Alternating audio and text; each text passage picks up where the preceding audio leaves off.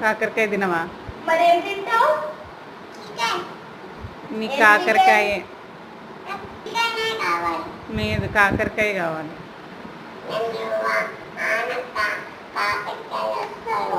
నీకు నేను కాకరకాయ కట్ చేశాను. చికెన్ తింటున్నావు, కాకరకాయ తిను. నీకు ముందు చికెన్ ఫోటో పెడతాము. చికెన్ ఫోటో చూసుకుంటా కాకరకాయ తిను, సరేనా? మమ్మీ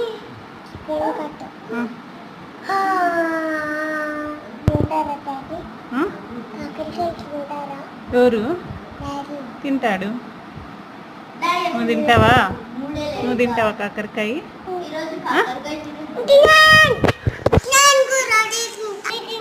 ఏం తింటావు కాకరకాయ? నీ కాకరకాయే. నో, నీ కాకరకాయ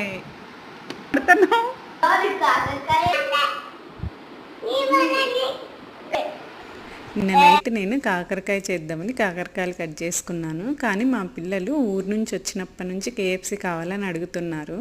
అదేంటో తెలియదు, వాళ్ళు అడుగుతున్నా కూడా తెప్పించే పొజిషన్ లేకపోయిందనమాట. ఎప్పుడు ఏదో ఒకటి అలా అడ్డం వస్తూ ఉన్నింది.